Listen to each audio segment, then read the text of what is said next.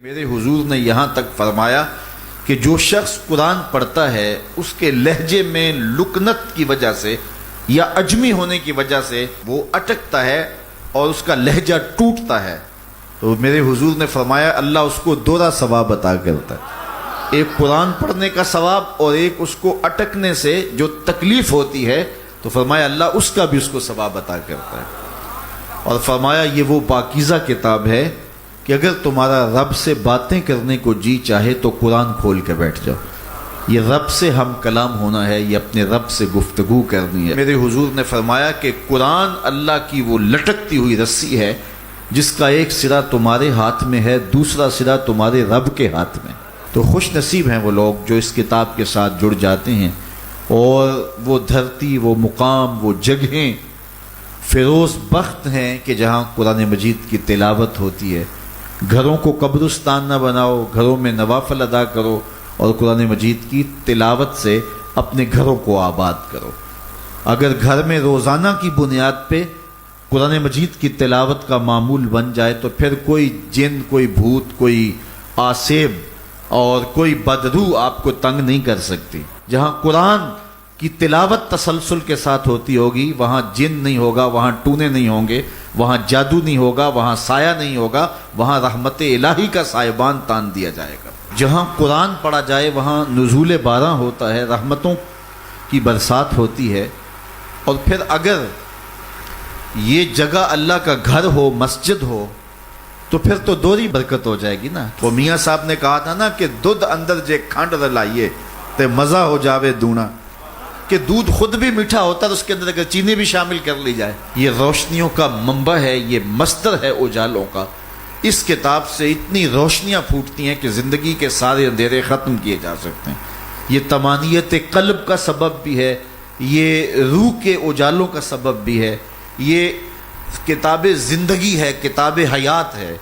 اس کے بتائے ہوئے اصولوں کے مطابق اگر زندگی بسر کریں گے تو یہ زندگی بھی خوبصورت ہوگی، اور اس زندگی کے بعد ایک اور شروع ہونے والی زندگی ہے، وہ زندگی بھی خوبصورت ہوگی۔ قرآن قبر میں چراغاں کرے گا، قبر میں روشنیاں دے گا، قبر میں اجالا کرے گا۔ اس کتاب کے اندر ایسے ایسے شفا کے نسخے رکھے گئے ہیں کہ ہماری زندگی کے روز مرہ مسائل کا حل ہے۔ مثال کے طور پہ آج کل ہر بندہ معاشی طور پہ پریشان ہے، تو سورہ واقعہ صرف 3 رکوعوں پر مشتمل ہے۔ اگر یہ معمول زندگی بنا لے تو سورہ واقعہ جہاں ہوگی وہاں نحوستیں اور بے برکتیاں نہیں ہوں گی۔ سورہ یاسین پڑھو گے تو بے پناہ برکتیں اس کے دامن میں رکھی ہوئی ہیں۔ اسی طرح سورہ اخلاص صرف 3 مرتبہ پڑھیں گے تو پورے قرآن پڑھنے کا ثواب نصیب کر دیا جائے گا۔ ایک شخص حضور کی خدمت میں حاضر ہوا اور اس نے حضور سے کہا کثیر العیال ہوں، ذرائع آمدنی بہت تھوڑے ہیں، تو میرے لیے کوئی دعا کیجئے، کوئی مجھے نسخہ بتائیے۔ تو آقا کریم نے اس کو جو نسخہ بتایا سنو۔ فرمایا جب گھر جائے تو گھر والوں کو السلام علیکم کہہ دیا کرو۔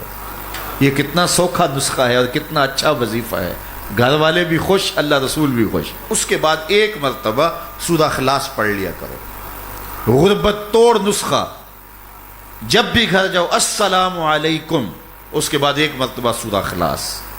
اور میرے حضور نے فرمایا کبھی ایسا ہو کہ تو گھر جائے، گھر میں کوئی بھی موجود نہ ہو، تو فرمایا عمل چھوڑنا نہیں، فسلم علیہ، پھر مجھے سلام کہہ دینا۔ وہ اپنے نام لیواؤں کو تنہا چھوڑتے کب ہیں، جہاں ہم دم نہ ہو کوئی وہاں سرکار ہوتے۔ وہ کہتے ہیں میں عمل شروع کر دیا، گھر جاتا السلام علیکم، اس کے بعد السلام علیکم کے بعد میں سورہ اخلاص 1 بار پڑھ دیتا۔ اس عمل کی برکت سے میں نے تو امیر ہونا ہی ہونا تھا، میرے ہمسائے بھی امیر ہو گئے، میرے ہمسائے بھی امیر ہو گئے۔ تو قرآن کو اپنی زندگی میں بسا لو، قرآن کو شامل کر لو، دنیا بھی سنورے گی، قبر بھی سنورے گی، نزا کا عالم بھی سنورے گا، حشر میں بھی اجالے ہوں گے، جنت کی بہاریں بھی نصیب ہوں گی، اور رسول اللہ کا ساتھ نصیب ہوگا۔ تو اس کتاب سے جڑو، اس کو ورق ورق پڑھو، اس کو حرف حرف پڑھو، اس کو رکوع رکوع پڑھو، اس کا ایک ایک آیت ممکن ہو تو ایک ایک آیت روز پڑھ لو، اور اس کو ترجمے اور تفسیر کے ساتھ، توضیح کے ساتھ، شان نزول کے ساتھ اس کتاب اللہ کی تلاوت کا معمول بناؤ۔